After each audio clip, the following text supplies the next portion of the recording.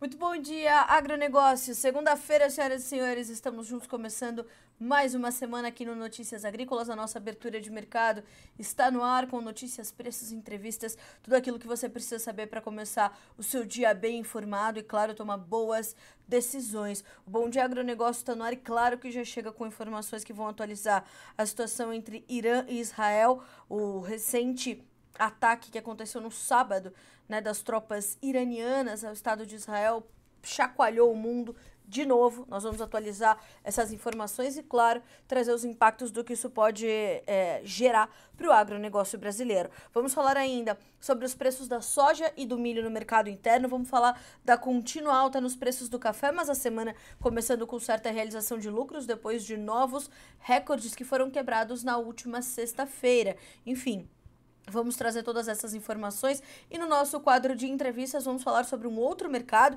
que também vem subindo de forma bastante expressiva, que é o mercado do algodão, e saber os impactos disso para a formação dos preços aqui no Brasil. E aqui no Bom Dia Agronegócio você sabe antes e primeiro todas essas informações que vão direcionar o seu dia e os seus negócios.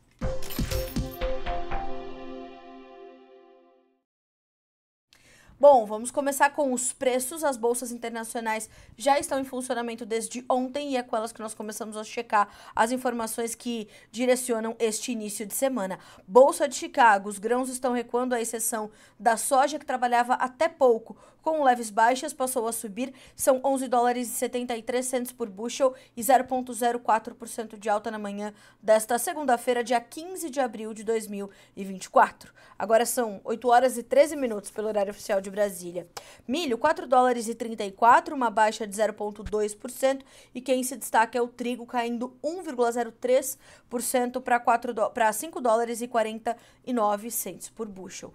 Bolsa de Chicago ainda, derivados de soja. De novo, uma dicotomia para o complexo. Baixa de 0,9% para o farelo, 341 dólares e 40 centos por tonelada curta, baixa de 0,9%. No óleo, alta de 0,7% para 46 centos mais 19 por libra-peso.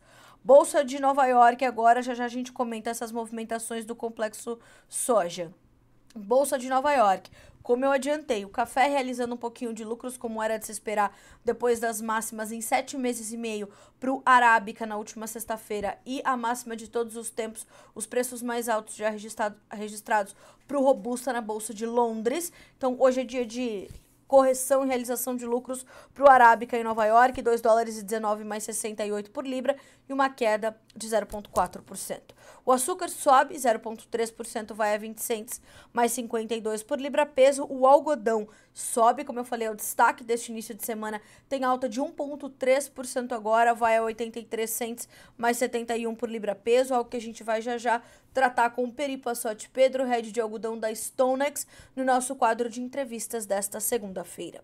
O petróleo, 0,8% de baixa no WTI, que tem, neste momento, por barril, o valor de 84 dólares e 97 centavos. No Brent, 89 dólares e 82, com uma queda de 0,7%. Atenção a estes mercados, atenção a petróleo, gás natural, a todos esses mercados de energias diante do conflito que está se escalando de forma severa no Oriente Médio, já vamos comentar.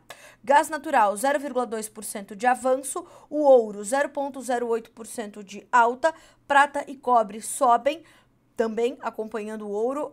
O destaque é o cobre, que tem 1,3% de ganho, e a prata tem 0,7% de alta na manhã desta segunda-feira. Bom, para fecharmos a nossa rodada de preços, nós checaríamos, não tenho aqui o fechamento da Bolsa de Dalian, mas vamos buscar. Já temos. Achei que não tínhamos, mas temos.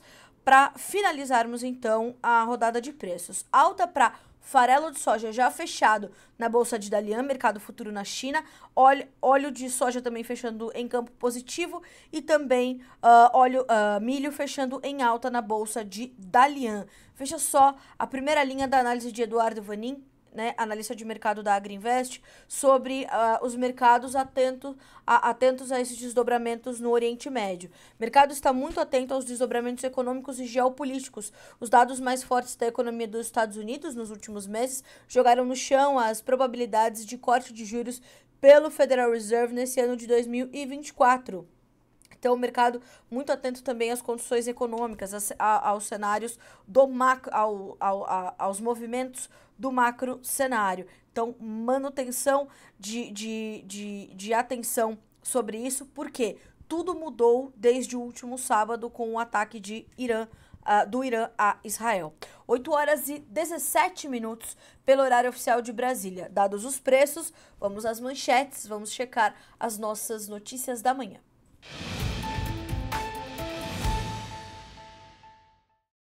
Bom, é claro que o noticiário está tomado pelos desdobramentos deste ataque iraniano ao Estado de Israel no último sábado. Foi um ataque bastante severo, centenas de drones e mísseis, parte deles foi interceptado por uma espécie de... um parente ali do domo de ferro que é utilizado por Israel, né? Então houve esse ataque. Foi bastante severo e o Irã afirma que foi uma resposta, uma medida de autodefesa, né, ao bombardeio contra o seu consulado em Damasco, que resultou na morte de 7 membros da Guarda Revolucionária, incluindo 2 generais. A República Islâmica atribuiu o ataque ao exército israelense, que não assumiu nem negou a autoria. Na reunião no Conselho de Segurança da ONU, neste domingo, a diplomacia iraniana chamou a atenção da falta de condenação em relação a este episódio na Síria. Abre aspas. O Conselho de Segurança falhou em seu dever de manter a paz e a segurança internacionais ao não condenar o ataque de 1º de abril contra o consulado iraniano em Damasco. Fecha aspas. Na sequência, perdão. Então, o Irã não teve escolha a não ser exercer seu direito à autodefesa, disse Amir Said Iravani, embaixador iraniano nas Nações Unidas. Ele afirmou que Teherã não deseja uma escalada, mas responderá a qualquer ameaça ou agressão. Antes, o embaixador de Israel, Gilad Erdan, pediu todas as sanções possíveis ao Irã, enfatizando a necessidade de ação imediata para conter a situação. Vamos agora detalhar então este pedido do Conselho de Segurança da ONU pelo embaixador de Israel na Organização das Nações Unidas. Ele afirmou que o Conselho precisa agir e exigiu que todas as sanções possíveis sejam impostas ao Irã antes que seja tarde demais. Ele também destacou que Israel não busca a escalada da situação, mas pediu para que o Exército de Guardiões da Revolução do Irã passe a ser considerada uma organização terrorista. O secretário-geral da ONU, o Sr. Antônio Guterres, clamou por máxima moderação e destacou que o Oriente Médio está à beira do abismo. Ele enfatizou a importância de evitar grandes confrontos militares na região e destacou também o pedido de um cessar-fogo imediato em Gaza e a libertação de reféns tomados pelo Hamas em 7 de outubro do ano passado. O ataque iraniano, denominado Promessa Honesta, foi uma resposta a um bombardeio que então destruiu o consulado iraniano em Damasco. O exército israelense relatou que um ataque do Irã com um enxame de 300 drones assassinos, mísseis balísticos e mísseis de cruzeiro durante a noite de sábado para domingo foi de fato muito severo. Israel afirma ter frustrado grande parte desse ataque. Esses eventos ocorrem em meio a décadas de hostilidade entre o país judeu e a República Islâmica do Irã, que remonta à Revolução Iraniana de 1979. Desde o início deste conflito, e na verdade desde o início do ataque ali, né, da ofensiva russa à Ucrânia, nós temos trazido aqui no Notícias Agrícolas as análises dos especialistas que apontam, todos eles numa convergência, um novo desenho da ordem mundial. Né? E este cenário geopolítico se redesenhando, ele traz efeitos como estes. Então é preciso lembrar que ao passo em que isso acontece, é preciso que o mundo tenha clara a posição de grandes nações como Estados Unidos, por exemplo, a China, por exemplo, quais serão os lados que essas nações tomarão diante de conflitos tão agressivos como estes, diante de conflitos como o que acontece entre Rússia e Ucrânia, e naturalmente que também por estarem em regiões estratégicas, política e economicamente falando, além de toda a condição logística dos casos, todo esse quadro completamente desorganizado e muito tenso, né? A tensão das relações, elas estão se agravando a cada hora que passa, já não mais a cada dia, mas a cada hora que passa, essas tensões, elas agridem os mercados diretamente. Então, lembrando que o Oriente Médio é uma das maiores, talvez a principal região produtora de petróleo do mundo. Lembrando que estes países são importadores importantes de commodities agrícolas para garantir a segurança alimentar de suas populações. A logística em toda a região, em todo o entorno do Oriente Médio está completamente comprometida. As grandes empresas de transportes, elas já não atuam mais nessas áreas por uma série de problemas, mas principalmente por temor e valor, né? Então, o que está acontecendo no mundo todo vai impactar diretamente os mercados, só que os seus desdobramentos serão conhecidos apenas mais adiante, e todas essas informações você vai acompanhando aqui no Notícias Agrícolas. São 8 horas e 22 minutos pelo horário oficial de Brasília. Ainda falando em ameaças, agora nós tratamos da questão do marco temporal, porque a PGR, a Procuradoria-Geral da República, está pedindo a derrubada do marco temporal das terras indígenas, uma lei que foi promulgada e aprovada no Congresso. Na verdade, ela foi aprovada pelo Congresso Nacional no final de 2023 e promulgada no dia 3 de janeiro de 2024 pelo Congresso. A posição está em um parecer enviado pelo Procurador-Geral da República, o Sr. Paulo Gonet, ao Supremo Tribunal Federal, como parte do processo sobre a demarcação da terra indígena Ibirama-Lacalanho, em Santa Catarina. O julgamento começou no plenário virtual do STF nesta sexta-feira, dia 12 de abril. O marco temporal, precisamos lembrar, considera que tem direito à posse das terras os indígenas que estavam no local antes da promulgação da Constituição Federal em 1988. Em setembro do ano passado, o STF considerou o marco temporal inconstitucional, o que não impediu os parlamentares de aprovarem a lei na sequência. O presidente Luiz Inácio Lula da Silva vetou a lei, mas o veto foi derrubado no Congresso. Ótimo. O que acontece a partir daqui? A lei é vigente, ela existe, está valendo, e ela precisa ser respeitada. Isso já foi apontado pelo presidente da FPA, o deputado Pedro Lupion, mais de uma vez, né? Não é possível que haja novas ameaças ao marco temporal, que é uma ferramenta, um instrumento que traz paz ao campo, paz aos povos originários, aos povos indígenas. Isso é determinante. O marco temporal precisa ser protegido. E sobre isso, a Frente Parlamentar da Agropecuária se posicionou e trouxe uma nota oficial, né, uma nota de pesar, trazendo muita preocupação em torno deste movimento, né, da Procuradoria-Geral da República. É com muita preocupação, diz a nota oficial da FPA, que recebemos a notícia de que a PGR está sendo utilizada para interferir na legislação aprovada democraticamente por ampla maioria no Congresso Nacional, a lei do marco temporal. A manifestação da PGR em processo atualmente em julgamento pelo Supremo Tribunal Federal, essa parte é muito importante, tá?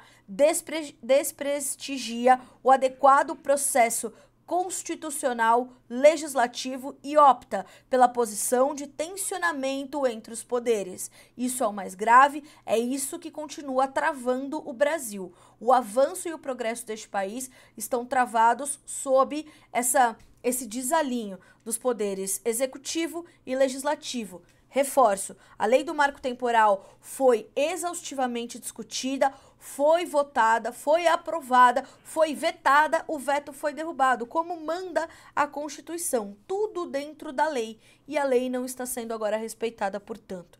É importante e necessário destacar que o Poder Legislativo é responsável pela legislação brasileira, continua a nota da FPA. O equilíbrio e a sinergia entre os poderes da República é inegociável e deve ser preservado como torre fundamental da democracia brasileira. O marco temporal foi estabelecido na promulgação da Constituição Federal de 1988 e é fato balizador do direito de propriedade no Brasil.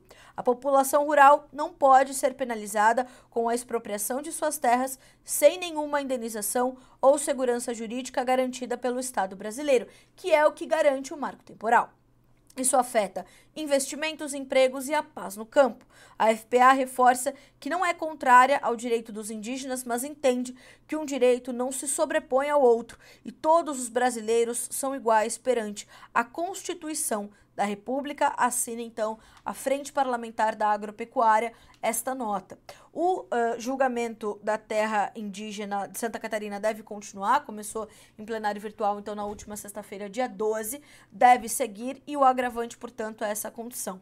O Notícias Agrícolas, claro, vai ouvir os especialistas, temos trazido sempre análises muito completas em torno da questão do marco temporal e já se sabia no momento da sua aprovação, que haveria essa tentativa, de fato, de deslegitimar a lei que está em vigência. Enquanto ela está em vigência, enquanto não for derrubada nem pela PGR, nem pelas ações que foram ali articuladas por outros partidos, alinhados à esquerda, naturalmente, para fazer a derrubada dessa lei, ela está em vigência e precisa ser respeitada. Então, todos os processos que correm para a demarcação de novas terras indígenas, eles precisam respeitar a lei do marco temporal. Só a partir do momento que, e se ela for derrubada, é que as coisas precisam de, os processos precisam de novos parâmetros. E para que os processos continuem, estes novos parâmetros e uma nova lei precisa ser determinada. Lembrando, essas pessoas, né, essa população rural,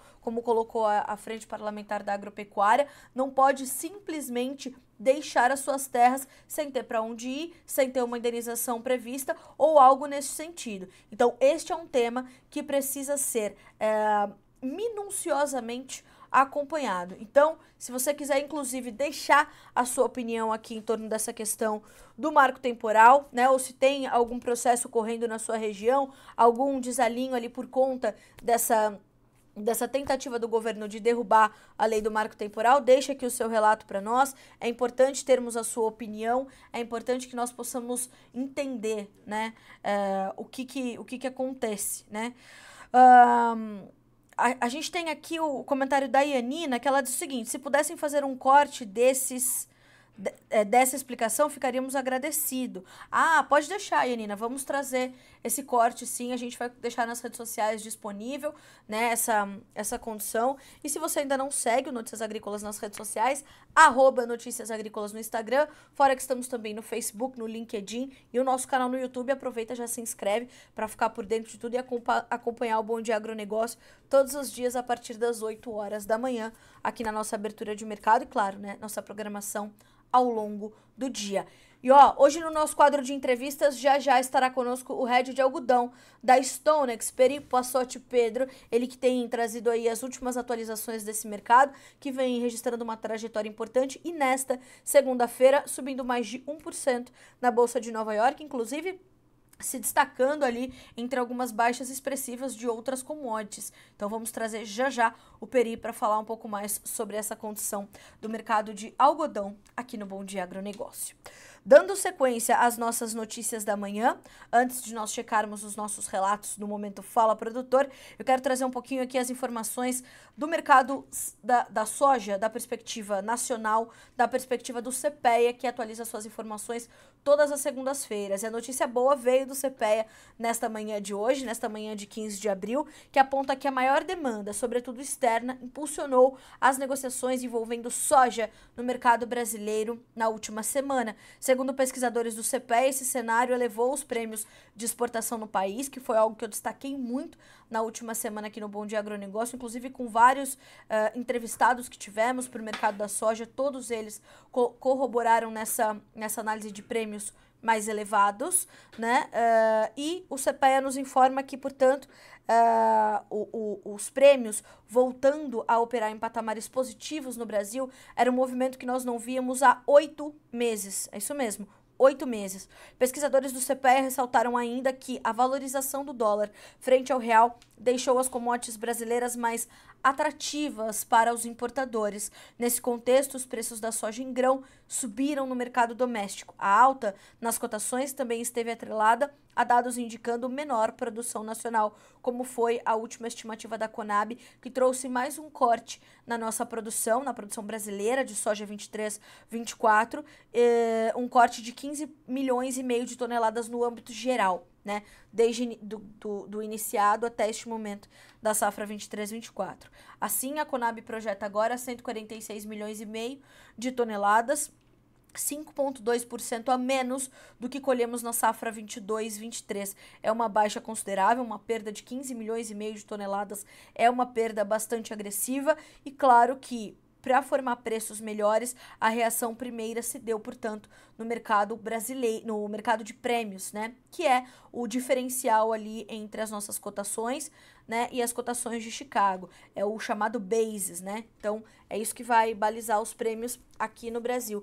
Veio, então, essa notícia positiva, né, essa sinalização do CPEA para esse avanço das negociações. E, de fato, nós tivemos esse aumento, né, dos preços, e isso motivou não só negócios mais fortes, né, em volumes maiores para a soja 23-24, como motivou também o avanço da safra 24-25 em comercialização.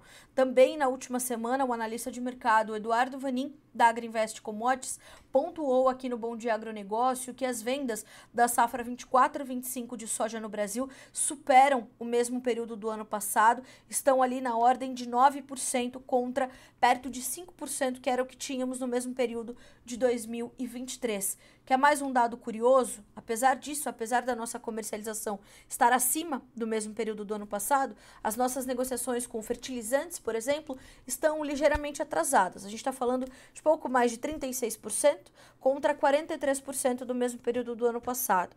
Agora, veja só que interessante, 9% contra 5%, 36% contra 43%. Era para estar diferente esse número, mas o que mostra é que a gestão do produtor está se otimizando safra após safra. O ano passado ele comprava os seus insumos, mas não vendia a sua soja, não travava bem os seus custos de produção. Já para essa temporada, ele avança um pouco mais com a sua comercialização e faz relações de troca e compra dos seus insumos de forma um pouco mais consciente. Se a gente olhar para os fertilizantes, nesse momento, aliás, tem uma matéria detalhada sobre isso aqui ainda na nossa página inicial, em destaque, sobre os cenários para os fertilizantes, vocês vão perceber que não são todos os grupos de nutrientes que nesse momento oferecem relações de troca favoráveis com a soja, mas os pacotes de insumos, de uma forma geral, estão contabilizando sementes e defensivos, além dos fertilizantes e tudo mais. Esses pacotes estão em bons momentos, as relações de troca estão favorecendo. Em alguns locais do Brasil são os melhores níveis dessas relações de troca em 2-3 anos, como nos informou Vlamir Brandalize. Então, atenção a essas oportunidades de comercialização, porque isso pode lhe garantir, de fato, margens um pouco mais saudáveis na safra 2024-25. Agora são 8 horas e 34 minutos pelo horário oficial de Brasília. Nós vamos agora checar os vídeos que vocês têm nos enviado para mostrar as realidades de safra Brasil afora, aqui no nosso Momento Fala Produtor. Boa tarde aos amigos agricultores.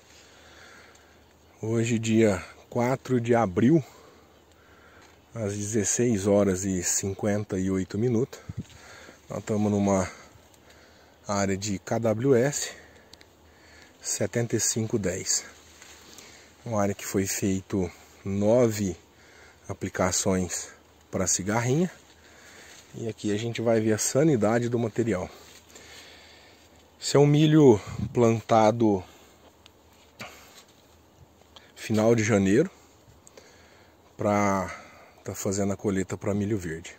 Bom, vamos fazer a apresentação aqui no material. Bom, essa é uma planta, né, que acabou adoecendo pela questão do enfesamento. A gente repara também que o padrão de espiga dele não é bom, tá? Pequeno. Produtividade aqui da lavoura em torno de 7 toneladas por hectare. A gente observa também a questão do enfesamento.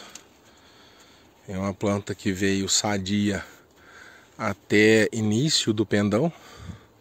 Depois ela veio a apresentar aí essa questão do enfesamento bruscamente. E é um milho que não dá tanto padrão, né, de espiga, tá vendo? Pode ver que aqui, ó, nós temos uma planta que deu uma espiga muito pequena. A outra planta também. Se a gente observar, né, ó, uma planta da outra, um bom espaçamento, mas veio com a espiga pequena. Aqui outra espiga, né, também pequena. Em torno aqui vai dar o que? 20 centímetros de 15, 20 não, dá até menos. Vou fazer a quebra dela, né? Vamos tirar aqui.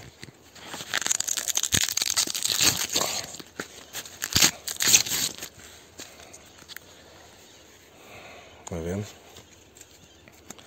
Aí, pessoal. Pequena. Essa aqui, ó, é uma planta que não vai dar fruto nenhum. Então vai ficar só na boneca. Bom, a todos os amigos aí, pessoal. 7510 KWS. Nem de graça, tá? Nem de graça. Nossa região aqui, nem de graça. E aí aqui a gente está em Guaíra. Guaíra, estado de São Paulo. KWS 7510 plantado final de janeiro, tá? Pra tirar para milho verde. Tirar em espiga, né? Milho para bandeja. Observa aí pra frente, tá vendo, pessoal? Como que tá? Enfesamento aí, pegou ele com força total.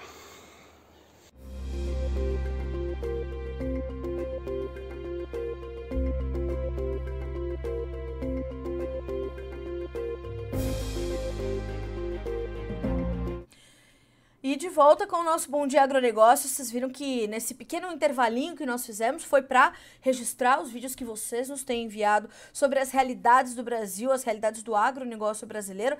Tá na sua tela o número para você mandar o seu relato.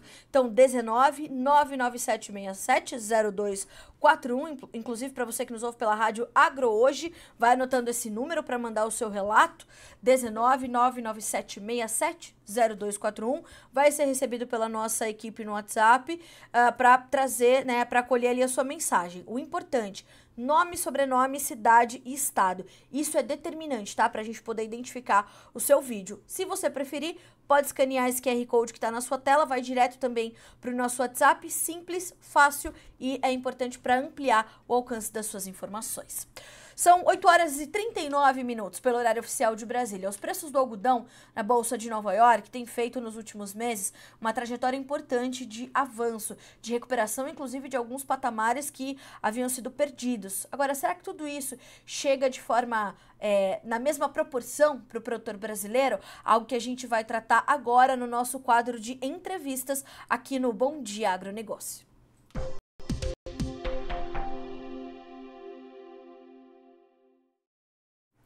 Claro que quem vai nos ajudar a responder essa pergunta é Peri Passotti Pedro, trader de algodão da Stonex, da CDI também.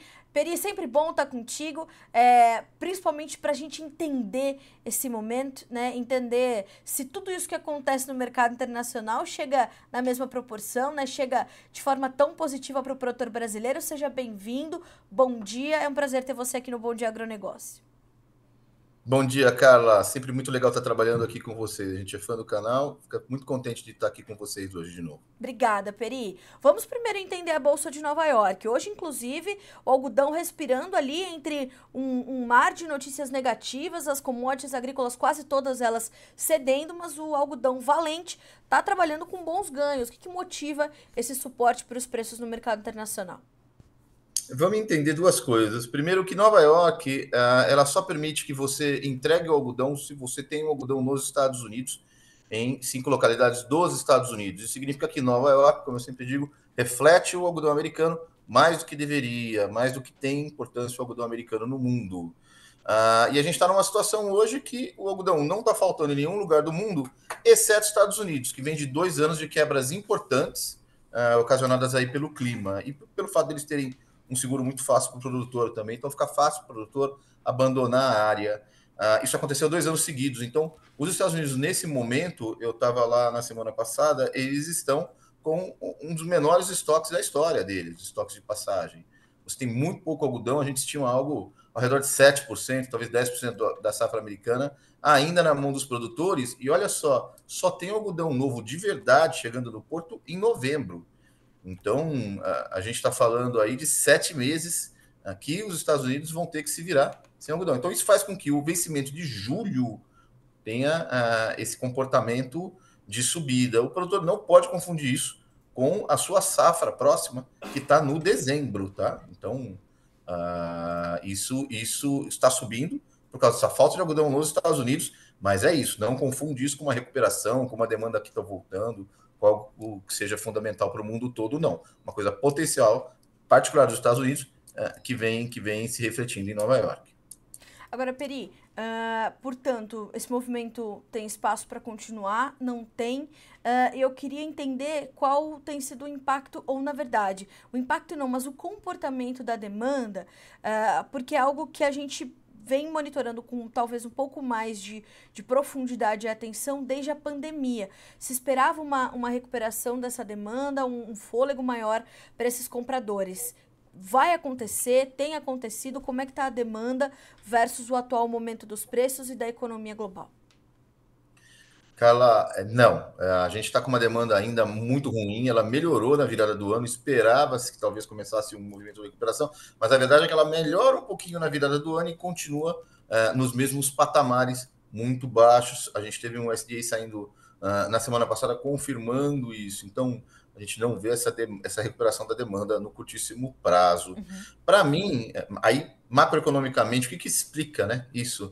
Sendo que desemprego está baixo, a economia mundial não está tão ruim, por que essa demanda de têxteis não recupera? E a minha resposta é muito simples: inflação. Então, os países mais ricos, que são os países que mais consomem, eles estão passando por momentos importantes de inflação. Essa inflação está resiliente, difícil de baixar. E o consumidor desses países que não está acostumado com a inflação, a última vez que eles tiveram inflação foi na virada dos 70 para os 80, então eles não sabem bem o que é isso. A única coisa que eles sabem é que está faltando dinheiro ali no fim do mês, costumava sobrar mais, está sobrando menos, e quando está sobrando menos, eu tenho um colega que diz que o algodão é a primeira vítima, né? Então, o têxtil é um produto que, apesar de necessário, ninguém pode viver sem roupa, ele pode ter sua compra postergada. Nesse momento que sobra menos dinheiro no fim do mês, não se sabe muito bem por que lá em algum momento eles vão entender o que é inflação e por que está sobrando menos no fim do mês. Mas por enquanto eles só sabem que sobra menos no fim do mês. E o têxtil é quem ainda está sofrendo com isso, Carla. A gente continua com uma demanda muito baixa, com dificuldade de venda, no momento que o Brasil tem um dos seus maiores estoques de passagem da história. Ou seja, Peri, o que pode ameaçar, portanto, esse movimento de avanço das cotações é justamente essa relação de oferta e demanda que claramente está desequilibrada. Muito desequilibrada. Então, se Nova York sobe, a demanda não existe, aonde que isso estoura no basis. Então, a diferença entre o que é pago pelo algodão brasileiro versus Nova York caiu muito nos últimos mês e meio. Os brasileiros, então, quando perceberam que a demanda estava baixa, eles não estavam conseguindo vender seus estoques que estavam altos, foram muito rápidos em reduzir seus preços e continuar vendendo a bases mais baixos. Foi muito inteligente da parte dos brasileiros. Sofreram a mesma situação no ano passado, não por causa do base, mas por causa de Nova York. Então, muitos brasileiros, muitos clientes seguraram seus estoques a partir de janeiro, e de janeiro para julho teve uma queda acentuada em Nova York. Então, eles queimaram seus dedos no ano passado. Esse ano eles estavam determinados a não deixar que o mesmo acontecesse. Então, eles saíram vendendo, continuam vendendo, estão vendendo a preços mais baixos. E, na minha opinião, quem vende barato hoje vende melhor do que quem vende amanhã. porque a gente ainda tem muito algodão para ser vendido. O Brasil quebrando todos os recordes de exportação. O USDA revisou para cima a nossa exportação. A gente está vendendo muito, tem que vender muito. E se o basis caiu, paciência, venda, porque quem vende hoje vende melhor do que quem vende amanhã. Nova York compensou uma parte dessa queda do basis, se não total, ótimo. O produtor, o que interessa para ele é o preço fixo no fim do dia. E se isso está fechando, se isso está valendo a pena, solta, porque nós temos um relógio no algodão, né? Então, a partir de julho entra a safra nova, a safra antiga, que é essa que está na mão do produtor hoje, automaticamente passa a ser mais desvalorizada, e o produtor, na minha opinião, não deve brincar com isso, não. Tem um potencial muito grande do basis cair ainda mais. Então, o produtor está fazendo o que é certo. Cara, ela está vendendo, não está esperando, mas ainda tem bastante algodão para ser vendido. E Peri, ao vender, ao obedecer essa conta, né? Nova York, basis, imagino que o dólar esteja também nessa contabilização. A hora que ele faz essa conta e faz a sua operação, realiza seus negócios, ele está fazendo negócios saudáveis ou ele faz isso ali naquela tênue linha entre pagar suas contas e ter um tiquinho de lucro, ficar no 0 a 0? O que resultado tem tido esses negócios que ele vem efetivando aqui no Brasil? Tanto aqui quanto nos Estados Unidos, não está o milagre do crescimento, não. Está sustentável, está acima da linha d'água.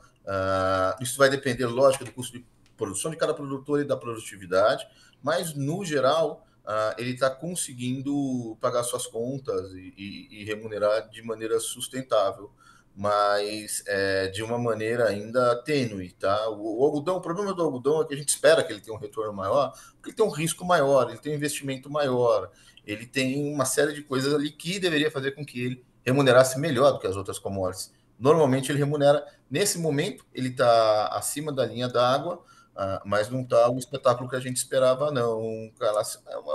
Mas olhando a demanda e como as coisas estão lá fora, está muito melhor, por exemplo, que as fábricas. A maioria das fábricas que a gente conversa, por exemplo, na Turquia tem fábrica rodando com 35% da sua capacidade, fábrica rodando com 50%. Na China, apenas 71% das fábricas estão rodando com mais de 90% da sua capacidade.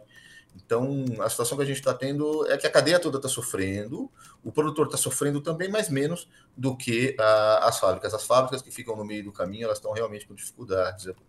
Como eu te disse, nos Estados Unidos agora, o Brasil é o único país que os produtores têm as beneficiadoras, né? A gente tem essa escala espetacular que nos dá mais uma vantagem competitiva. Nos Estados Unidos, as beneficiadoras, né, elas são de cooperativas, de vários produtores, às vezes tem um dono, elas estão quebrando, estão com dificuldades muito grandes. Então, o produtor está sofrendo como toda a cadeia, mas menos do que o resto da cadeia, cara, nesse momento.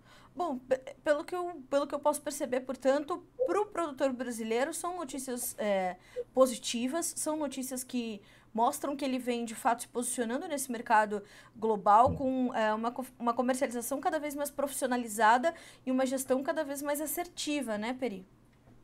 Eles estão. A Abrapa está fazendo um ótimo trabalho nesse sentido, como eu sempre trago aqui, a ANEA, com o apoio da ANEA, e os produtores eles estão se beneficiando dessa cadeia de informação, né? O produtor, ao contrário do que eu conheci produtores nos Estados Unidos que estão realmente absolutamente desconectados do que está acontecendo no mercado, no resto do mundo, mesmo em Nova York. O produtor brasileiro não. O produtor brasileiro ele está buscando se informar, está buscando ferramentas para se informar cada vez melhor, consultores, e está entendendo que isso faz toda a diferença no fim do dia, no bottom line dele, cara, no que sobra, né? No fim da safra, que é o que realmente importa. O produtor brasileiro foi ágil esse ano, na minha opinião, está fazendo o que é certo, não está esperando, também está se posicionando para o ano que vem. Ele vendeu uma boa parte da sua safra do ano que vem, algumas delas on call, outras não, está buscando ferramentas para diminuir seu risco, isso é super positivo, mas que não entenda esse movimento que ele está conseguindo tirar vantagem de dólar e Nova York para conseguir se safar de um basis pior. Ótimo que ele esteja fazendo isso, não confunda isso com o céu de brigadeiro. A gente ainda está longe da retomada da demanda de um momento de tranquilidade. Tem que continuar com os... Peri, faz 2 anos que você fala isso. Faz 2 anos que está assim. Faz 2 anos que a gente está com a zaga toda ali postada, porque faz 2 anos que a demanda está muito ruim, tá, gente? Essa situação que está no mundo todo. Tomara que saia dela. A gente teve, a última vez que eu falei com você, eu falei, olha, pode ser que tenha um movimento aí de recuperação, o produtor tem que estar atento, estava atento, vendeu o que tinha que vender, mas a demanda continua muito ruim lá fora, a gente continua com bastante atenção. Vamos ver o que acontece com muito do mercado vai depender dos próximos 2 meses, 3 meses, viu, cara? A gente tem que ver o que vai acontecer nos Estados Unidos. Se eles tiverem mais um ano ruim, a gente deve ter um Nova York sustentado para cima. Se eles passarem a ter uma safra boa depois de 2 anos de safra ruim, aí Nova York vai estar sob muita pressão para voltar aos níveis que a gente viu no ano passado de 78, 80 centavos. A gente não quer, mas a gente tem que estar atento e, mais que isso, né, reativo e se preparando para os piores cenários. Peri, você citou essa condição da comercialização da safra próxima do Brasil. A gente está com uma safra em andamento. Como é que você está avaliando o caminhar dos negócios versus o caminhar dessa nova safra, que foi já uma safra que começou, por exemplo, ali no Mato Grosso um pouquinho mais cedo, né? A AMPA pediu, de fato, a antecipação do plantio, enfim, teve toda essa busca por mudanças para que houvesse, inclusive, uma garantia melhor de rentabilidade para o produtor brasileiro que já tinha tido ou poderia ter problemas na soja e acarretando problemas para o milho, caso fizesse o milho nessa segunda safra. Buscou tentar assegurar um pouco mais a safra de algodão. Como é que você está avaliando o caminhar da safra versus o caminhar dos negócios nesse ambiente de mercado que você acabou de nos descrever? Carla, eu tive a felicidade de ser o responsável por uma operação de 4 mil hectares em Primavera do Leste, então também já plantei algodão.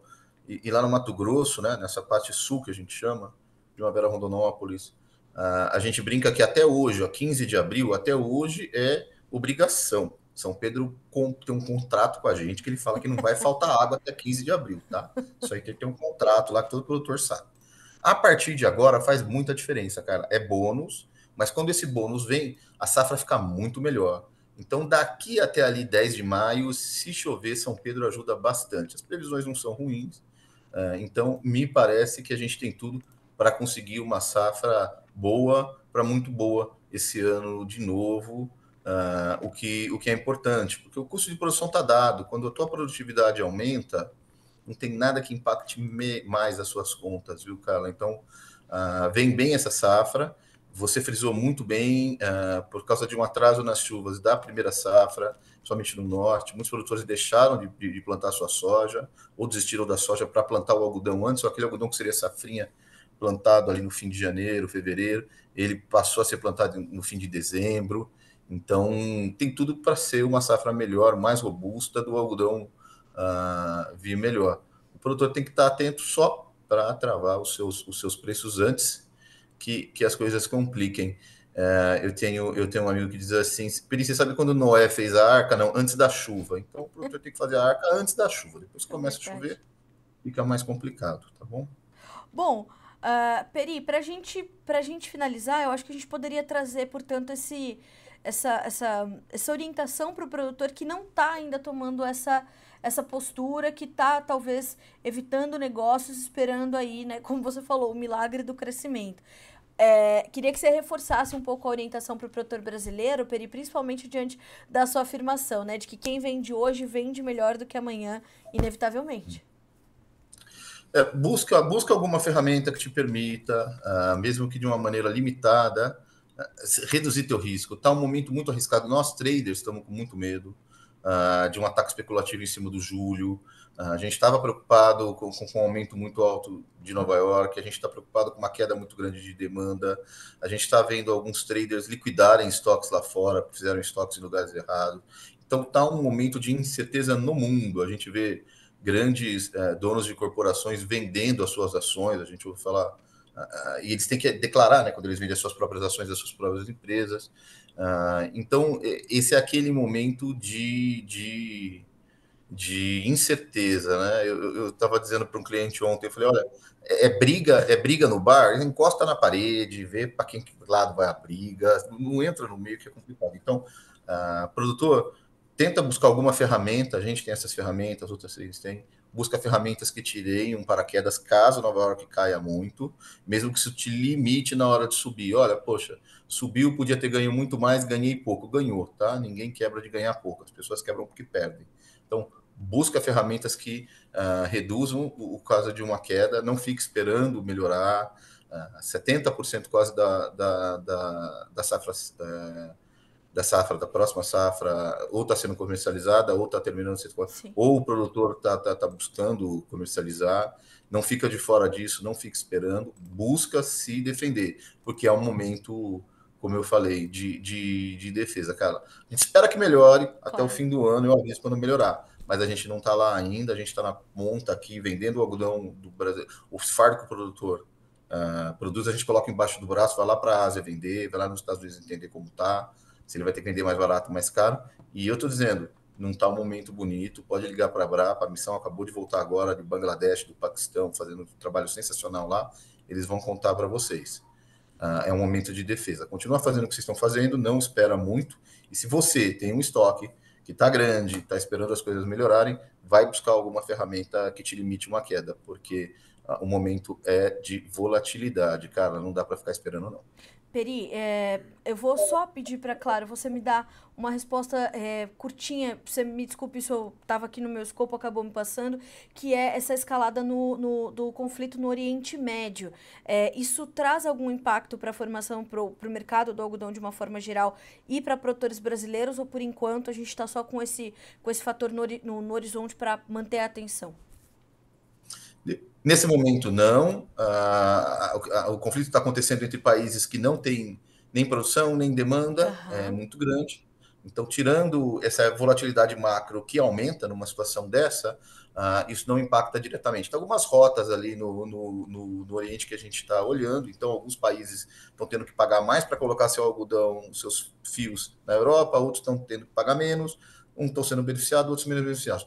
Para o Brasil, diretamente para a cadeia do algodão, não tem nenhum país que produza ou que consuma muito entre os conflitos. Isso macroeconomicamente, de novo, não é bom, traz mais volatilidade para o mercado que já está nervoso e volátil, mas não nos afeta de uma maneira direta. Tá ótimo. Peri, muito obrigada mais uma vez, meu amigo. É sempre bom ter você aqui no Bom Dia Agronegócio, aqui no Notícias Agrícolas. As portas estão sempre abertas para ti, para todo o time da Stonex. Já estou te esperando para a próxima. Obrigada. Combinado, Carla. Super obrigado. Bom trabalho, boa semana para vocês aí. Sempre ótimo estar aqui com vocês. Muito obrigada, Peri. Ótima semana para ti também. Um abraço, meu amigo. Até a próxima. Senhoras e senhores, conosco Peri Passotti Pedro, head de algodão da Stonex, nos trazendo, portanto, essas informações. O que o mercado entende até agora? Que nós temos uma oferta maior, né, uma oferta robusta, uma oferta considerável, ao passo em que a demanda não flui tão bem. Então, uma relação de oferta e demanda bastante desequilibrada. Apesar disso, o algodão que é refletido na Bolsa de Nova York, sendo, portanto, o algodão americano e essa pouca disponibilidade de algodão nos Estados Unidos, traz esse movimento de alta na Bolsa de Nova York, o que deve ser aproveitado pelo produtor brasileiro. A diferença é que os bases, para nós, ou o prêmio, ele vem diminuindo. Então, atenção à sua comercialização aqui no Brasil. 8 horas e 59 minutos pelo horário oficial de Brasília. Já já essa entrevista está completinha na íntegra para você aqui no noticiasagricolas.com.br. Se você nos ouve pela Rádio Agro hoje, também já já terá essas informações por aqui. Bom, mercado de café é o tema da nossa conversa nesse momento. Os preços do café na última semana fecharam a última semana com as máximas de todos os tempos para o Robusta na Bolsa de Londres. Novos recordes foram quebrados e mais do que isso nós temos também as máximas que foram alcançadas pelo Arábica em 7 meses e meio. E parte disso 90% desse movimento está atrelado a essa oferta comprometida de Robusta, principalmente no Vietnã, que é o maior país mundial, que é o maior produtor mundial, o país desta variedade, o Robusta.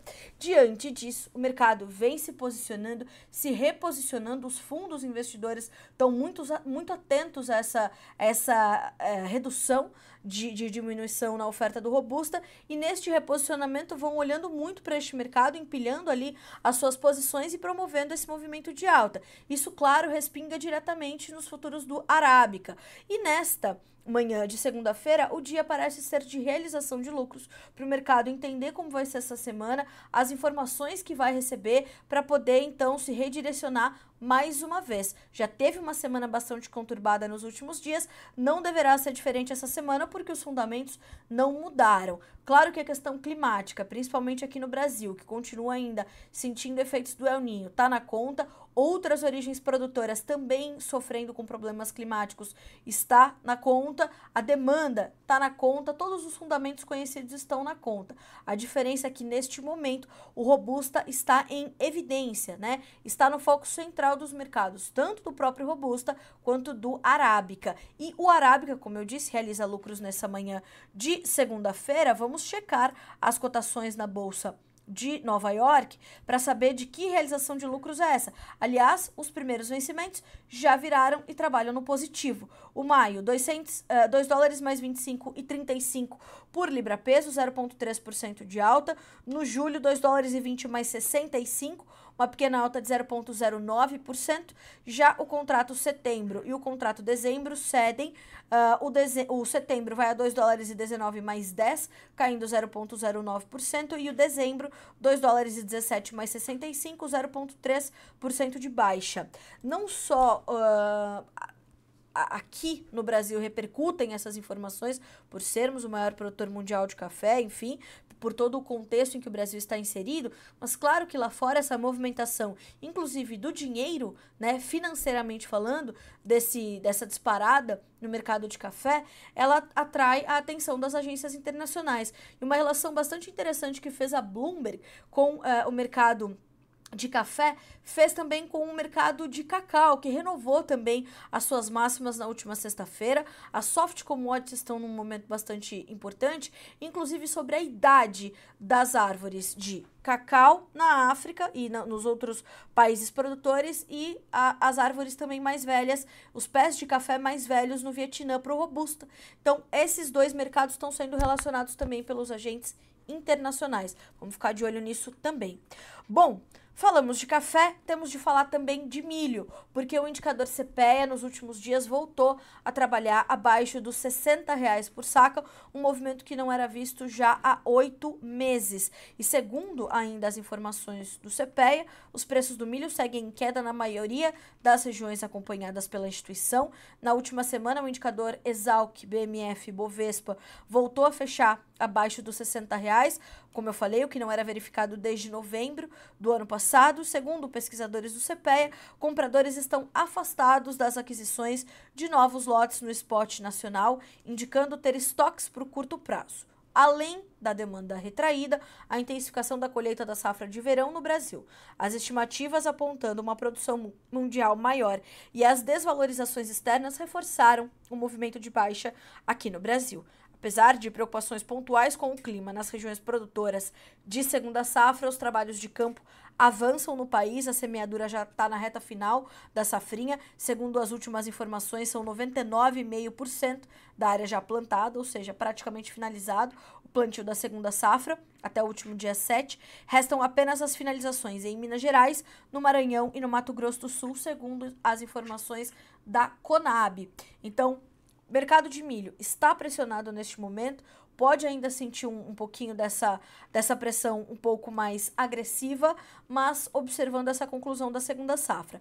A segunda safra vai ser menor, temos já uma redução diária, veremos como ficará a produtividade e os impactos que isso continuará a trazer para a formação de preços aqui no Brasil. Segundo o Enilson Nogueira, que é analista da Celeris Consultoria, essa safra, pelo menos regular, ela vai continuar exercendo, pelo menos por enquanto, uma pressão nos preços do milho, mas o clima nos Estados Unidos, que é o próximo ponto de alerta desse mercado, ele vai continuar trazendo bons momentos de venda, segundo a análise de Enilson Nogueira, consultor de mercado da Celeris Consultoria, analista de mercado da Celeris Consultoria. Então, é monitorar a partir desse momento o mercado climático norte-americano. A temporada do chamado Weather Market começou. No último final de semana, o tempo ficou predominantemente seco nos Estados Unidos, ali na região do Corn Belt, com apenas algumas chuvas sendo registradas mais a leste do cinturão, que é onde o plantio começa a acontecer na safra 2024-25. Nesta segunda-feira, os doutorais do Crop Progress, que é o relatório semanal de acompanhamento de safra. Saberemos então quanto já foi plantado, quanto se avançou de plantio em uma semana. O plantio do milho nos Estados Unidos já está acontecendo. Lembrando que até este momento o que o mercado trabalha é com uma redução de área de milho, um aumento da área de soja. Então, estamos neste ambiente de mercado climático e essas informações você vai se atualizando com elas aqui no Notícias Agrícolas. São 9 horas e 5 minutos pelo horário oficial de Brasília, dados os preços e as informações iniciais do dia. Eu te convido a continuar acompanhando a programação do Notícias Agrícolas. Quero muito aqui agradecer a todos os comentários, a todas as gentis mensagens que recebemos. Quero destacar a mensagem do Fabiano, que lembra que ontem foi Dia Internacional do Café. Dá até para comemorar tomando um cafezinho de coador, que é o melhor, né, Fabiano? Então, é muito bom a gente poder celebrar estando no contexto em que estamos. Maiores produtores, maiores exportadores do mundo e um café de altíssima qualidade. Sorte a nossa, sorte do mundo que vai recebendo esse produto tão prestigiado. A segunda bebida mais consumida no mundo, senhoras e senhores. Então, um brinde, ao nosso agronegócio com o melhor café do planeta, que é o nosso, com certeza. São 9 horas e 6 minutos pelo horário oficial de Brasília. Eu lhe agradeço mais uma vez pela companhia, pelo prestígio da sua audiência. Amanhã estamos de volta a partir das 8 horas da manhã e ficamos juntos durante toda a semana com o nosso Bom Dia Agronegócio. Boa semana, bons negócios. Até amanhã.